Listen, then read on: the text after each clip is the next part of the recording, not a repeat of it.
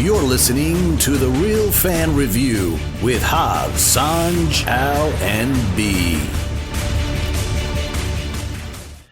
What's going on, podcasters and YouTubers? This is Hav here, one of your hosts from The Real Fan Review.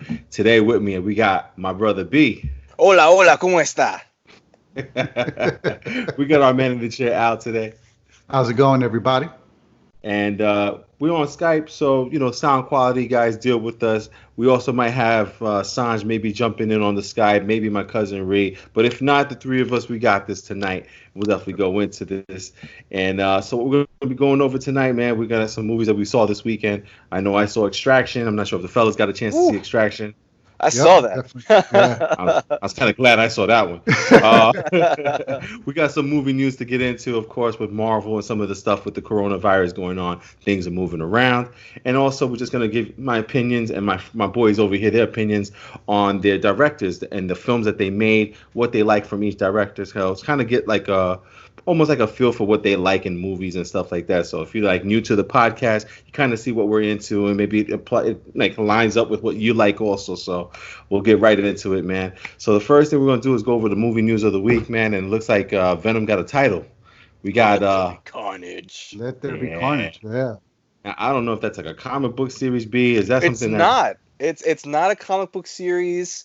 But this is a brand new title. It's a brand new title that has nothing to do with any prior comics. So, obviously we're looking at Carnage, but like in what way has been kind of the talk of the week. So I'm really excited depending on a lot of things I've heard, a lot of things I've read in terms of Marvel Comics, especially as of late. A lot of news stories involving symbiotes and Carnage that I really like. So maybe they're taken out of this footprint. So we'll see.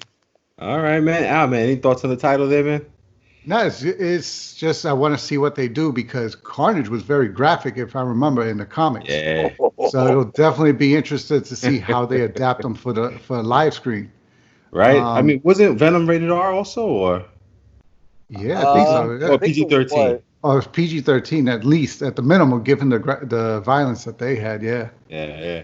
Oh man, because if they're gonna have Carnage in there. I just hope Woody Harrelson gets a better wig. It wasn't looking so good at the end of Venom. They tried to get it too close to the comic books. Yeah. You're like that's how you knew the budget of the movie. Like you saw that wig, like ooh. Yeah, man. But listen, with along came that title, man. We also found out the movie got pushed back to June 25th of 2021. So we got to wait a little bit while for that one because it was supposed to come out in October. But a couple movies got moved around, all with the Marvel and Sony deal and everything like that. We had Spider-Man Part 3, which we haven't. I think what would you say it was called? Spider-Man 3. Can't come home or something like that. Homeless. Homeless. Yeah. Oh, that one got moved to November 5th, which is weird because usually Spider-Man we usually get like July kind of thing. Yeah. So for it to move to November, but I think they made an agreement with Marvel to kind of move the whole thing down, so that all the stories still line up the way that they were. So everything got moved down a couple months. So that's why Spider-Man moved down. The one that hurt me, my soul, man, was Spider-Man Into the Spider-Verse. That got moved into 2022. Oh, Yeah. oh man. Isn't it crazy? You start seeing the dates and you're like, damn, I gotta wait 2 years. I'm gonna be 2 years older when that comes out. Like, you're like, damn it. But then, why is it? But are they saying why they're pushing it so far? I mean, because 2 years out, that's pretty far. Like, I think what they're saying is that they halted all the production. Everything is pretty much halted. No one's filming right now. No one's doing anything right now. Everything is, if it can't be done at the house, they're not even bothering. You know what I mean? That's true. Yeah, with all the CGI that gets done after. Yeah, I guess it would explain it. Yeah. Yeah, man, it's nuts, man. But out of those, even Doctor Strange got moved back a little bit. Yeah. I think Thor: Love and Thunder got moved up to February 11th before Valentine's Day. Because I think they have a movie coming out in March, so they got something in the beginning of February, something in March, so they kind of moved it away from each other so they can make as much money as possible. Kind of like what happened with what was it, Black Panther and Infinity War, or was that Thor and Infinity War? One of them. Yeah, I think Black Panther came out before Infinity War. Yes, it did. Yeah. So I mean, listen, out of those being moved there, like even Venom being moved a couple months, I think the one, like I said, the one that hurts me the most is the Spider-Man Into the Spider-Verse, because that was a crazy movie that I didn't expect to be that good. Yeah. And to see it go to 2022 is just like Jesus Christ. And So all of far. our shows are being moved up too. You're like, oh man. Yeah, man. Does one of these hurt more than the other for you guys? Honestly, I'm actually really, really pumped to see Doctor Strange 2. Just because, Okay. I wasn't when we left the theaters for Doctor Strange, it was like, oh, it was good, it was all right. But like the way they're shaping their movies now to be, I'm actually really excited for what this could be. So I don't know. I'm hoping that comes out a little sooner. I'm hoping that like at some point everyone's like, all right, we're good. Like let's shift some dates back up. Yeah, Choke myself and out. for me, yeah, same thing with me. Doctor Strange 2, only because that's the only one I really don't know what to expect from. Every other one you already know, like kind of the guideline that they're going to use for the movie. You know how the character is, but for this one to be it's going to introduce the multiverse. So what's that going to look like? What's the involvement in the multiverse? Why are they incorporating it? How are they incorporating it and everything? So it's the only one where I really don't know what they're doing. So as a result, it was the one that I was most looking forward to. Yeah, man, I got you. And then with all the news also, we got the Lovebirds, the one with Camille Nanjiani and Issa Rae. Looks like it's going over to Netflix right now. It's coming into Netflix on May 22nd. Now, I saw the previews. I don't think it was a movie I was going to see in the theaters or anything like that, but you guys still interested in seeing that movie in the Netflix when it comes out like that? Oh yeah, it looked really funny. But I think it's the same thing. I think the hard thing now about a lot of comedy movies is they're not really hitting that scope of like, dang, I really want to see like not like Bad Boys 3. Like that was like you saw the trailer and you're like, yo, I can't wait for that to come out. I'm gonna see that in the theaters. A lot of comedy movies coming out now are a lot like, oh, that looks cool. And so that's your response. You're not going to go see in the theater. So you're going to wait for that on a date night or something. So like that falls in the same line. So I'm going to see when it comes on Netflix because it looks like it's going to be funny. Yeah, man. I actually was starting to get scared with like these Netflix movies because I was like, what was the last Netflix movie that we saw that came out was Six Underground? Six Underground. Yeah, like I was starting to see like, oh, these are the type of movies they're going to put onto Netflix. The ones that wouldn't have made money in the theater because it's not that good.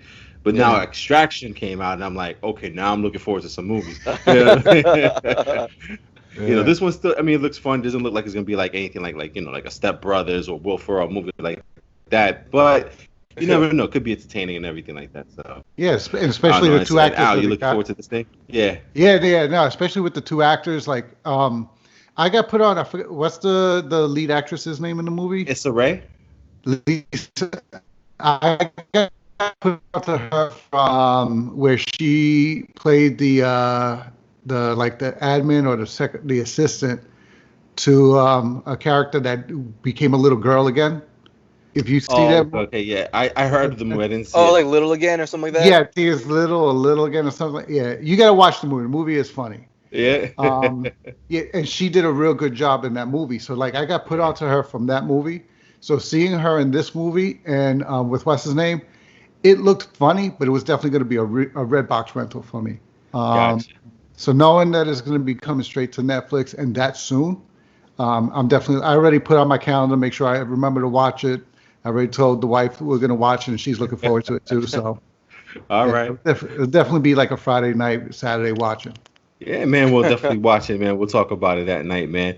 And then also, man, Scoob. We were all looking forward to Scoob. I was looking forward to maybe taking Noah to see Scoob, man, and all this stuff happening here with the coronavirus. So now Scoob's coming out on demand, and I wanted to ask you guys this because I saw the pricing on it. It was $20 to rent for 2 days or $25 to own it. So I'm like, it's cost effective. Because you watch it more than once or twice, So I don't know, man. I don't know if I'm going to still... I'm probably gonna red box it still. I'm not sure about renting it for $20. Some Scoob. See, this somebody actually brought up the point because like I had made the same comment about I forgot what movie was one of the recent ones I rented and I paid the $20 and I was Onward and I was like, ouch, $20 and they were like, well, weren't you gonna take your daughter to watch that anyway? And I'm like, yeah, and they're like, that was gonna cost you $30-something, so you actually made out. I was like, stop making sense. What are you, my accountant? Yeah, and it's funny because I think about it the same way too. Like, and it's funny. I was thinking about Bloodshot the other day, and I was like, should I just rent this? I'm like, ooh, $20. I didn't hear that good, good reviews on it for me to pay $20 for it. So, but I did do the Onward too, and I spent the $20. But I own it now. You know what I mean? It's in my collection there. So And you'll never see it Mad again. how do you own it? I'll never see it again. I haven't seen Coco. I'm not gonna see fucking Onward before I see Coco. Gosh, Coco. Oh my God. But anyway, man, like B, what about you, man? For Scoob, you're gonna skip out on it? You're gonna rent it, or you're gonna own it? What you doing? I think I'm gonna wait. And Al brings up a good point. Like, if you were gonna go see it in the theater, you were gonna spend that money, if not more. But like, my whole thought is that I take the going to the theater as a different experience than me being home watching it. So like, I don't know why it doesn't correlate in my head that like going to the theater is like this big thing. Meanwhile, like, I'm on my couch, like, I'm not spending $20 to sit on my couch, like, like I'll spend $20 and more for popcorn to sit in the theater and hang out with you guys than sit on my couch and pay $20. Like, it doesn't correlate to me. So like, Yeah. I don't want to spend the $20 to rent it and see it and maybe like it or not, So I think it's something I can wait on, where it's on Redbox. I think it's a perfect sense because I thought about it the same way. That's why I wanted to ask you guys about that, because if we go to the theaters, let's be honest. I mean, we're all part of that plan of the 3 movies for like $25 a month kind of thing. But before that, we were paying like $18 for a movie. You know what I mean? But yeah, $20 we're like, I don't know. I don't know. Hold on. Hold on. Not to my dollars. Trying to rip me off. Oh man. And then it leads us to the last bit of news there, man, because Al sent this over to us this week, man. And usually we don't do the rumors thing, man, but it's hard to get some news when it's coronavirus thing. So, Yeah. but other than movies moving. Right, yeah, movies moving dates and stuff like that. But I thought about it, man, and I'm not really comfortable with this. So what Al sent to us on text message was this report that Chadwick Boseman, our Black Panther, is kind of like in a contract negotiation with Marvel to get some more money, also some more screen time. Apparently, he's not happy with the amount of screen time he got in Endgame and Infinity War. But, I thought personally he's going to be the new leader, him and Captain Marvel, for the future of the Avengers. But apparently, according to this report, with these arguments going on, they may move away from Chadwick Boseman. They can't Terrence Howard this. I'm sorry. You can't just put another black guy in the lead there and just be like, oh, that's the Black Panther. Like, you can't do that, man. You can't Don Cheadle him. Imagine you put Don Cheadle. Don Cheadle's gonna be Black Panther and War Machine.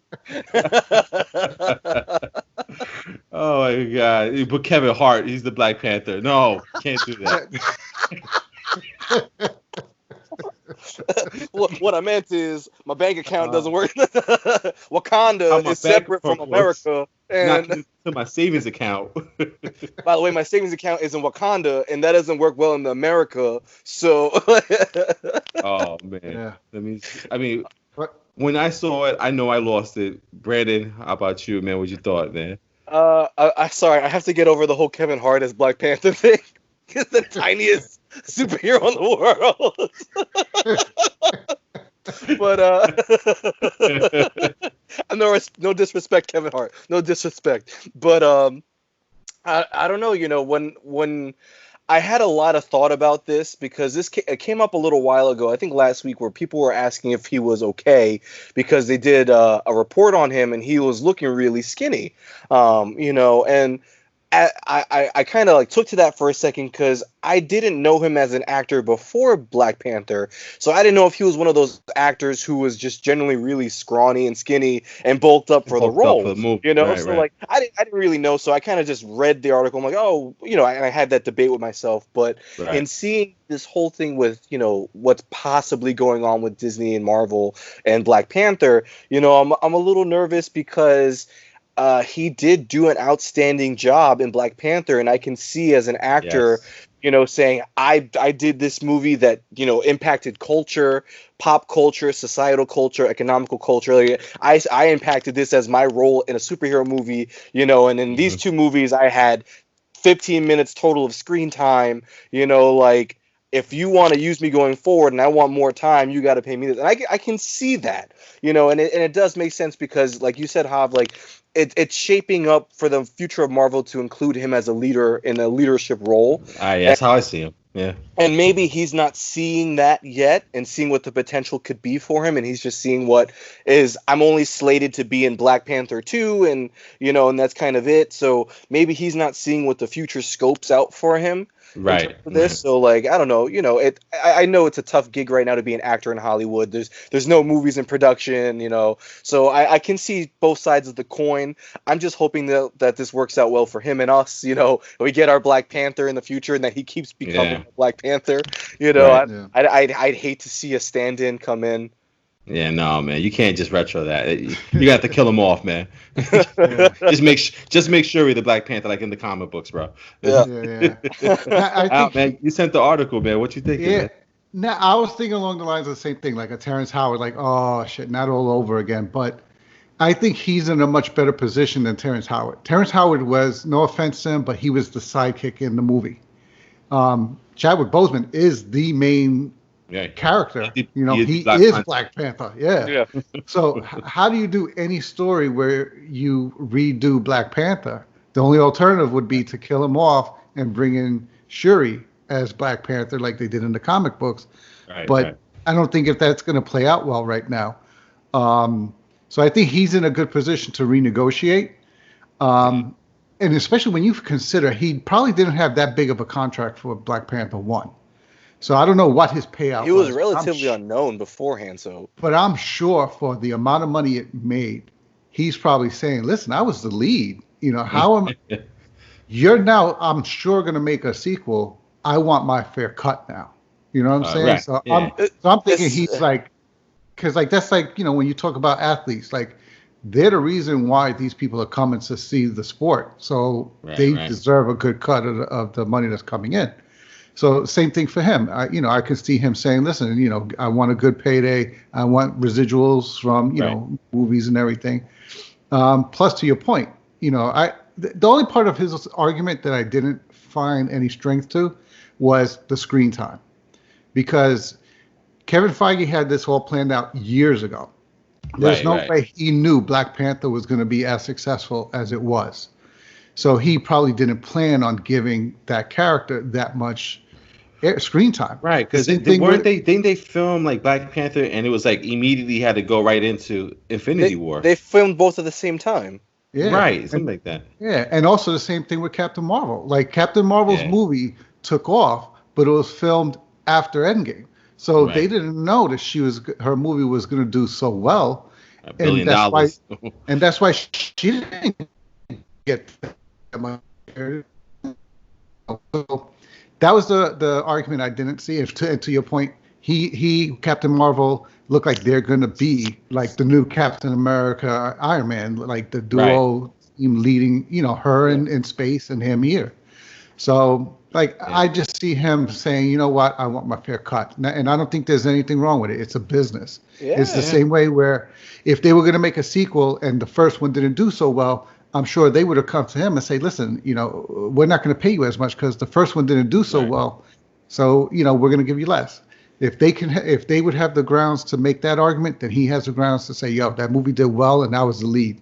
I want cut. So especially with RDJ and Chris Evans, RDJ was $50+ million and Chris Evans was solid up there too. He was 35-40, so with the two of those guys gone, there's some money there, some money to play with, right?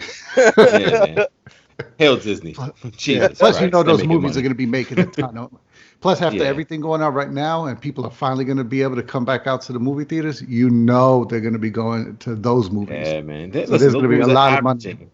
Averaging $1 billion per movie. You know what I'm saying? So it's just ridiculous, honestly, man. Yeah. All right, man. And listen, that's what we got for the news for this week, man. Like I said, there was a lot of news out there. But one of the things I did ask the fellas to try to do this week, if they could, was watch this Thor movie. Mercenary Thor. Dude. So we all watched Extraction on Netflix. Extraction came out on Friday night or Friday during the day. And I watched it last night. I was telling these guys, I thought just like the last movie, the Six Underground with Ryan Reynolds, I thought it was going to be like one of those movies where you could be like, I know why it's not in the theaters because it's like this, right? Mm-hmm. Yeah. No, sir. No, sir. This was better than Rambo, Last Blood. Oh yeah. There's a few scenes in this movie where I was just like, how did they film that? You know what I mean? That guy took a rake to the face for sure. For sure. Let's just right off the top, man. Let's do no spoilers first, and then we'll get into the spoilers. So with non-spoilers, man, Brandon, what'd you think of Chris Hemsworth playing this mercenary? Listen, anyone who gets hit by a bus and gets up and it looks like it was for real, good job in my book.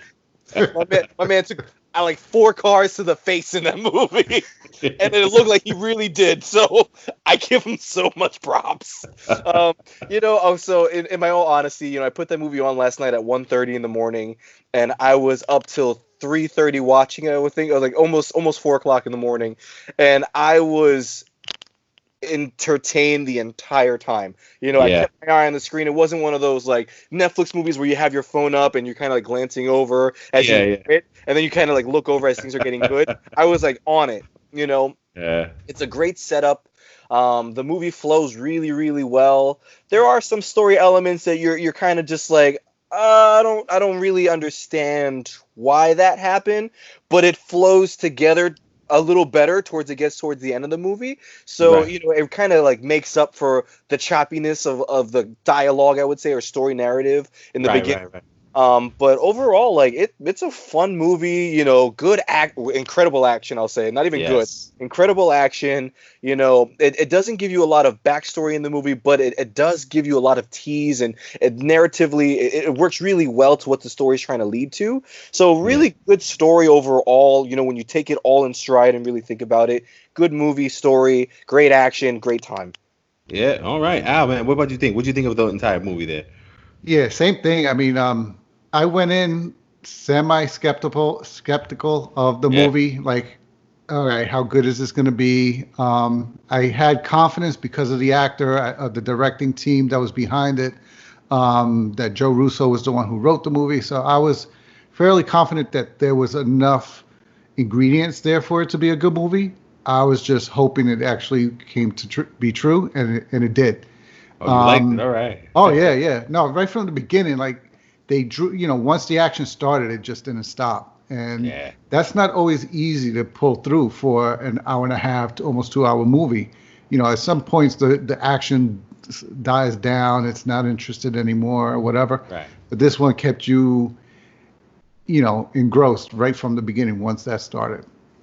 Oh, man. Awesome, man. And even for myself, man, I rarely say you need to see something, right? So it's like most of the time it's like, yeah, you should see it, you should rent it, this.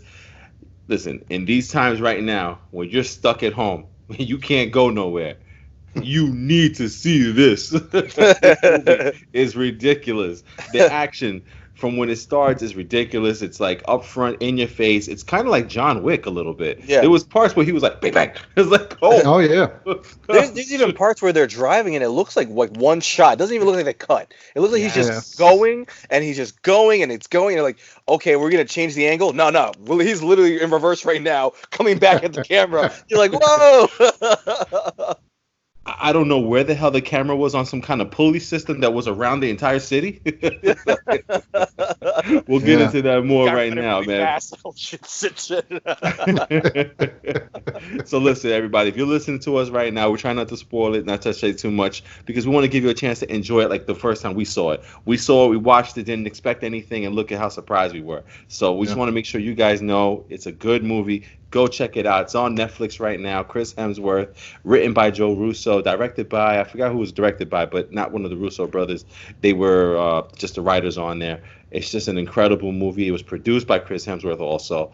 And just definitely worth your time.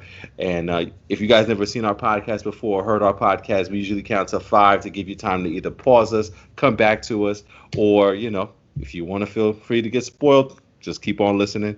So we're going to give you the count to 5. 4. 3. 2. One. Spoilers. Hey, man. He kicked some kid's ass, bro. Oh, man. He was smacking them around. Yo, kid, that scene when he first finds the kid and he busts into their, oh man. I love this setup. He was like, "Let's just do this," and the guy was like, "Nah, man, I got this gun in your head." He's like, "Fucking do it! Like, let's go." And it was like, "All right, here we go." I was like, "Oh, here we go." Wait, it's just on. Nominee for the manliest shit I've seen this year is click, and he's like this, and then the terrorist board ghost. he's like, yo, he didn't even blink. I was like, he didn't even blink. He goes, there's no clip in it. I'm like, oh shit, I didn't realize that. It was just so crazy. Oh my god, man. Yeah, dude, I was like, scene. Oh my gosh. The scene that made me go, oh my god, was when he picked up the one guy, flung him around, and knocked the other guy out with his legs, with the guy's legs as he was. Yes. I was like, yo, when he was just like, I'm gonna get him down on the rake, I was like, oh my god, he's gonna get him down on the rake. And then he did. I was like, oh, rake hill. No, man, and like, not to try to get into the story details, but there's it's like it's the entire extraction, the whole like half hour of the extraction in the beginning of the movie. He takes him out of this place where he's being held, right, which was crazy enough as it is. Then they're driving away, and it's like the camera is outside of the car, then it's inside of the car, then it leaves their car, goes to another car, and it's looking at these other guys that are chasing them. Dude, and that camera work was ridiculous. Yeah, it seamlessly looked like it was one shot. Yeah. Even though it was panning through all these different cameras, it looked like it didn't stop. Yeah. It was crazy. It didn't look like any of the scenes ended. Yeah. And I think that whole extraction of the was it Avi, the kid? Yeah. Was like what, 45 minutes? Of the hour of a 2-hour movie was the extraction part of it, and it was all entertaining. Even the fight against the drug lord who tried to renege on the deal there, he was just trying to get him saved and then take him from there. Yeah. That was like the one part that I was a little confused on. Like, if you wanted to pay this guy for his team for his services, like, you can go off the whole team, bro. Like because you know the plan. No. Dude, if you listen to the beginning, when he was talking to his wife, he was saying it's going to cost more than what he has because the government took all the money from the drug dealer. Okay. So he's just like, I'm just going to have to do some things. That was the part that I was a little confused about. I was just like, we're all on the same side here. Yeah, he was like, have them do the job and then cheat them out of the money. Yeah. That's what he was trying to do. That's why he was in the boat. That's why he handed him the money at the end. Yeah. Okay. But dude, but let me tell you, like when they were both, number one, the first time that he reverses on purpose to hit his car, and he gets out of the car, like how you actually would get out of the car in pain, like after getting hit like that, like I was like, he really felt that. He really actually felt that. Dude, and then when they both got out of the cars, oh my goodness. Just ridiculous, man. Honestly, really just ridiculous. I mean, let's just get into some of the stuff there. Now, as far as the story goes, I kind of agree with you, B. There were certain things about the story that was a little weak, like David Harbour's part in the movie. Like, yes, I don't understand why he was really in the movie. I mean, it was just like, I guess, a different way to get his backstory a little bit, to know that they know each other, kind of stuff. But then the backstab ends up happening there, which is it's quick. That part, me and my wife was talking about that part too. I don't think he was meaning to backstab him, because he was trying to legitimately help him. He was trying to help him. The way because his explanation, if you remember, he says to him, "This kid is dead anyway. His father's in prison, unable to protect him. Right. This drug lord who you just stole him from is not going to take the loss of face of having lost a kid he kidnapped. So he's going to still come after the kid. The kid is dead anyway. Right. They're offering you $10 million and they'll let you walk away. He goes, let me save your life like you saved mine, because they're going to come after you if you don't. So to me, I don't think he was trying to No, it looked like he was trying to be helpful. He was being good. It's just Chris Hemsworth's like, nah, I'm not going to go down that route. And then they started fighting about it. Yeah. You know, and so you gotta remember, and they were mercenaries, because even Chris Hemsworth admitted, yo, I got paid to kill people when the kid asked him. Right. So it wasn't like they were angels. So it was like he was saying, like, yo, this is your best way out. You're going to stay alive. The kid's going to die anyway, and you'll have $10 million. So I got you now. Now I get you. Yeah. At first I was just like, what in the world? But then he did say, hey, let me save your life. Yeah. Like, and it was crazy. Go for it. No, go V. So that's where like the story elements come in. Like a lot of the conversation is quick in the movie. So if you're not like fully hearing it, you may misunderstand why certain aspects happen in the story. Right. But they do make it up really well. Oh yeah. And then I was gonna say was that even the girl that was on his team, the I forgot the lady what her name was, but she was one of the people on his team. She was just like, you have to leave the boy. You know, that's the only way we're gonna make it out alive if you leave the boy, because there's no sense in doing it anymore. And he just refused. You know, and I'm like, wow, okay. Oh man, movie was nuts, man. Yeah, that was the one. That was the one part of the story I felt they should have changed.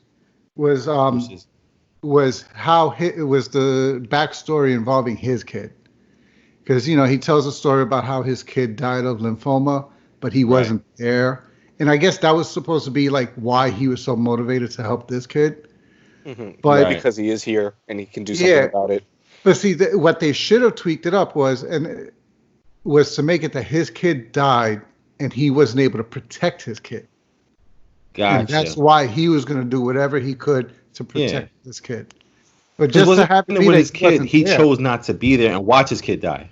Yeah. Right. So why would that explain why you now feel the need to risk your life to protect this kid? To me, that's where I didn't make the connection. I got you, man. Yeah, I mean, but listen, otherwise than that, those little tidbits there, man, I think if you're just looking for like an action movie, this movie was it. Oh, yes. And like, we're not going to the movies anymore like that. I mean, we're just watching these things on TV and what's coming out on Redbox and what's on demand. So it's just like to see something like this, it almost brought back that feeling of being at the movies again. I actually out loud at like 2:00 in the morning was like, oh shit. That was the whole bridge scene for me, was oh shit, the whole bridge. It's nuts, man. Absolutely nuts, man. I highly recommend seeing this movie, man. This movie was really good. Yeah, I had never seen a police officer that good at sniping people before. This guy was the captain of police force. He's sniping people out. What? Yeah. You know what? Also, like the young kid when it was the drug dealer who kidnapped Ovi. He was looking for someone who stole his stuff. Yeah. And they happened to throw a kid off the ledge. And then this new kid they asked him like, all right, now who's gonna fess up who did it? He's like, the guy you just threw over the kid you just threw over the bridge, he's the one who did it. He's like, clever, now cut off your fingers. I was like, oh shit. He's like, you're a smart guy, now cut off 2 of your fingers, but make sure you can still hold a gun. Oh fuck. Anyway, man, like that towards the ending of this movie, man, apparently make it seem like Chris Hemsworth bit it, but then they show the fuzzy man in the background, fuzzy white guy in the background of the pool. Yeah. So are we saying it's a part 2, or are we thinking it just happens to be a fuzzy white guy in the background? I think that was like their little Inception ending, Yeah. It's your own interpretation. Yeah. How many fuzzy white guys got in India? No, but not only that, how many guys dive off feet first and then stay at the bottom of the water, like, because that's what Chris Hemsworth's character did in the beginning. Right. Yeah. And there would have been no way for that kid to know to do that unless it was him to teach him. So. Right. But he got shot in the neck. So how do you? He got shot so hard in the neck. And then fell off the bridge. That was like I laughed for a second because it was one of those like typecast moments where it's just like, oh, he's gonna make it, everything's great, we're all happy, and he's like, yeah, and he's like, when I saw that I was like, oh, I guess he's not gonna make it. I was like, ooh, fuck it. Like you even saw it on his face, he was like, yeah. and they caught it. Oh my God. So crazy, man. So is it safe to say all of us would look forward to seeing a part 2 of Extraction? Oh yeah. Yeah, it'd be cool. It'd be cool. Yeah. Yeah, man. Awesome, man. Well, listen, that's our review for Extraction. So again, from me, I'm saying it's a need to see. Brandon, what you saying? Definitely need to see it. Yeah, man. Al too? Same thing here, yeah. All right, man. Listen, that's our movie review for Extraction there, man. And again, it's on Netflix, so you guys can catch that right there. It's just plug and play. Just boom, right there. So now I wanted to go into some, just like, talking to the fellas, man, and, talking to our people who are listening to the podcast and watching on YouTube there. If you guys don't know, April 26th is a 1-year anniversary for Avengers Endgame. And just even thinking about where we were a year ago and now thinking about where we are today, it feels like it's been 5 years. So, agreed. So I'm going to bring you guys back some good memories. I'm going to bring you guys back some like good thoughts and just put your mind frame in a different time, a different place. And, I'll go with you first, Al, on this, man. So a year ago, Avengers Endgame, what's like your best memory of before seeing Endgame, like something that happened before it, or something that you always remember pre-Endgame, before we got to that April 25th for us, April 26th for everybody else? It was Infinity War. For me, granted, there's a ton of movies that came before it and everything, but it was the hype around Infinity War, knowing what was about to come, not knowing how they were going to handle the story and play it out. And then just that moment when the snap happened, and everybody started disappearing. I think we all looked at each other like, "What the fuck's going on?" You start looking at your phone to see how much time there was left. You're like, wait. No, this is the end. They're supposed to just say, okay, he got the rings and next movie. Yeah. Why are people dying? What's up? So it was just that, like, that moment right there was why I knew it was worth watching all the movies that came before it, and it just made it all worth it. Awesome, man. Brandon, before watching Endgame, anything that around that time frame that you remember the most, that means something to you, or something that's just a good memory before we saw Endgame?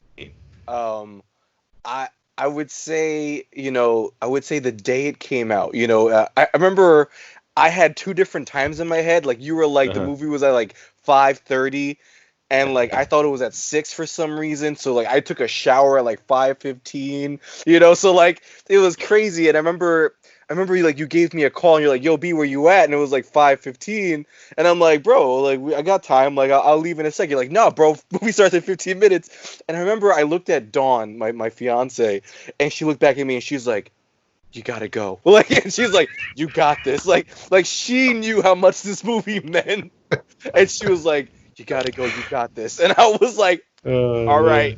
I felt like Captain's got his shield. Like, I was like, "All right." And so I had like pajamas on the side, and I just grabbed the pajamas, whipped them on so quick. I think I put on moccasins because they're the first thing I could see, and I ran out the door. And like it was so funny because like you knew how much that movie meant to me because she knew how much that movie meant to me. Like, that's how big of a movie it was. Oh man, I'll tell you what, man. My favorite memory of before Endgame was. Endgame is probably the reason why we started this damn podcast, man. Our first episode was Avengers Endgame thoughts and theories. You know what I mean? We talked about it. We talked about it for like 3 weeks straight before the movie came out, and it was the reason why we started the podcast was because we were always talking about it. Every time I saw Brandon, what do you think's gonna happen? We had these long conversations. Al was like, "Yo, we got our tickets," you know what I mean? So.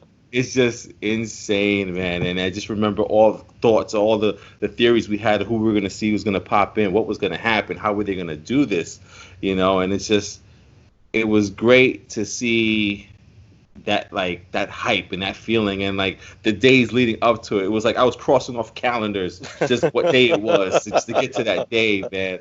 And so it was awesome, that feeling there. And then, you know what? Let's go to the next thing is seeing the actual movie. You know, what did we think and everything like that. So I'll lead off on that one. For me personally, man, I'll never forget sitting next to Brandon, and 15 minutes into the movie, he goes, "Oh shit, that was the whole trailer. Where do we go from here?" Because the trailers only showed the first like 5 minutes of the movie, so we still had 2 hours and a half to go. So, Oh man. and I just remember watching the movie and just like not knowing where this was going, how it was gonna happen, and just witnessing everything and just being enthralled in this damn movie, man. Al, man, what about you, man? What do you remember about like watching the movie when you were there and everything? Just watching it, just knowing, to your point, like knowing that we were going to go as fans on as much of an emotional ride as a comic book movie can make you go on. Right. Because you had the movie opening with, what's his name? Hawkeye, playing with his family and losing his family and bugging out. And then, so the movie starts off with loss. And then 5 years later, and then watching them how everybody's life had been changed by the snap, and how everybody was just trying to get by and move on. It just like you just felt depressed in the first 20 minutes of the movie. Like they killed them and they still didn't win. Right, yeah. So. And then just knowing that, all right, shit, we're in for something, and it's a freaking comic book movie. Like, what's up? And then just watching, and I mean, I know a lot of people call it fan service, but with this kind of movie, that's what you need to do. Like, they gave us everything we wanted in terms of our heroes. We finally got Avengers Assemble. It was just like, all the highs, the lows, the laughing, the everything that you can do in a movie. This movie brought it, and they did it in a way where it wasn't corny, it wasn't cheesy, it didn't feel like they were reaching. They just played out everybody's story and arc in a way that made sense. Yeah, man. Brandon, man, what about you, man? What anything during the movie or while you're watching the movie affected you, or? Oh my gosh, everything about the movie affected me. I cried too many times watching that movie. Goddamn comic book movie made me cry like I was watching Harbor or Titanic, man. I don't understand, but like Al, like you said, like it was so funny when the movie started. Well, not funny, but like, on a somber note, but it was like when the movie started, they kill Thanos, and then you get that 5 years later, and you're like, oh shit, this really happened like that? Like, it's just gonna be sad and shit? Like, oh fuck, like nothing good had happened, people are really depressed, like people still died, like, you're like, oh shit, this is really what's happening here? And you're like, oh, you're like invested in the somberness of it, and like you said, how people live their lives post-snap, and how that's a thing. And then, I was like, wow, this is really like, this is like American history, like, American history. This is real American history. It's not a comic book. This happened. If I go outside right now, see the memorial, like.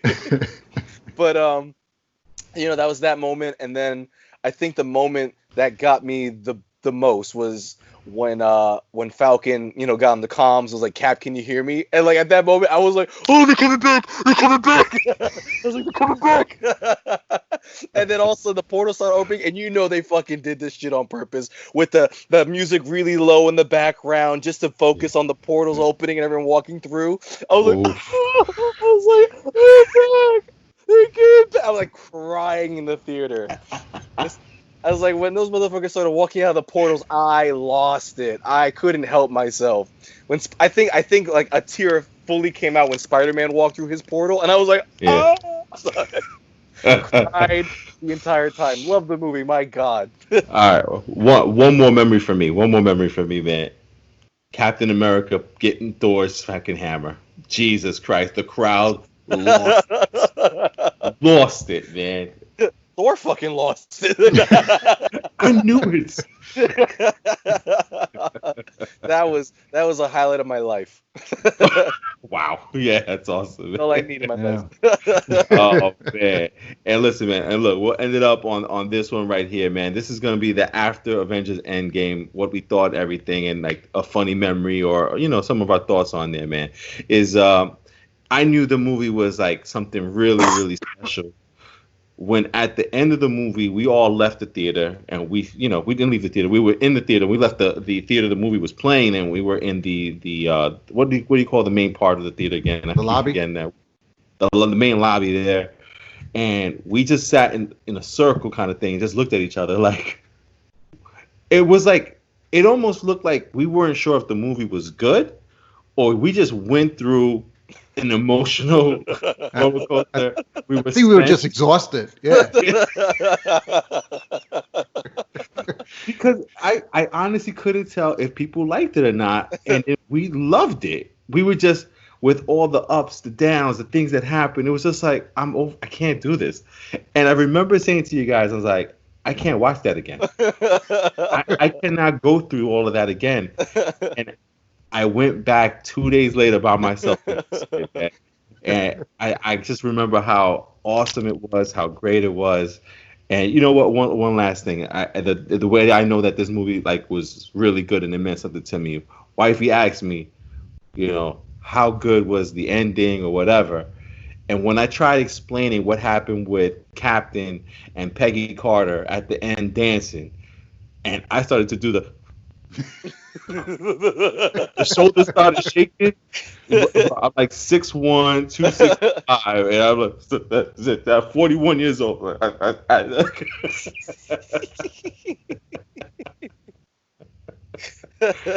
So I freaking lost it just talking about Captain America. So I mean that is just crazy, man. And I think we lost Al. I just see like a sign. No, I'm still here. Okay. I'll put on a blue T-shirt. Like he blended in with the logo. Al's the invisible man. Brandon, man, what do you have after the movie, Brandon? It was immediately after the movie, like you said, like we were all standing in a circle, and like half of us had like our arms folded, like like we just didn't want to talk about it. Like I can't talk about me crying 75 times, like. And I went home. And it was the same thing. Like Dawn asked me right away. She's like, "Was it everything you wanted?" And I was like, "And more." And I was like crying on the spot. I had to, and I'm sorry to admit this, but like I had to literally find people who torrented the movie. I didn't download the movie, but I just wanted to see the ending one last time that day. And I found like a clip on the internet of the ending of the movie right at the Avengers Assemble, just so I could see it again. And I was like, I was in bed in the dark. It was like 12 o'clock in the morning. I'm just watching him go Avengers Assemble like 5 times. And Dawn's like, I get it. You loved it. Now go to sleep. Al, how about you, man? Anything like after the movie, man, that you remember the most? Was just not knowing, like even right now, not knowing how to describe the movie, not knowing how to describe its impact and effect, because like every so many nods and flash callbacks to everything that came before it. It was like so to say it was a great movie to me didn't do it justice, because you don't see that kind of an achievement done in one movie. Right. Where you can say, they made callbacks to like 10 years worth of movies. Right. And, they closed some storylines. They're opening up new storylines. They made reference to something in a movie that came out 8 years ago. So and it made you and it just made you sit there and say, okay, what's next? Like as much as it answered everything that came before it, it made you start asking, okay, now what's coming next? So as much as it made you appreciate the before, it made you that much more excited about the after. I hear you, man. And that's just the crazy part, man. It makes you look forward to like the Black Panther Part 2. It makes you look forward to Captain Marvel, what they're going to do now with the Avengers. You have so many questions, so many different things to go, and yet it keeps getting pushed back. and that's why I wanted this memory of last year of Avengers Endgame, watching this movie, and man, it's just good memories and also something good for us to look forward to doing again. You know what I mean? Because this will end this thing that we're going through with the coronavirus and staying home and not being able to go to the theaters and not being able to be with friends and stuff like that. Like, we're gonna get back to that normalness. And one of the things I look forward more than anything is going back to the movies with you fellas and living it up in the theaters, dying, laughing, crying, and enjoying all this shit. We love movies, man. That's why we do this podcast, man. So Yeah. look forward to doing all that, man.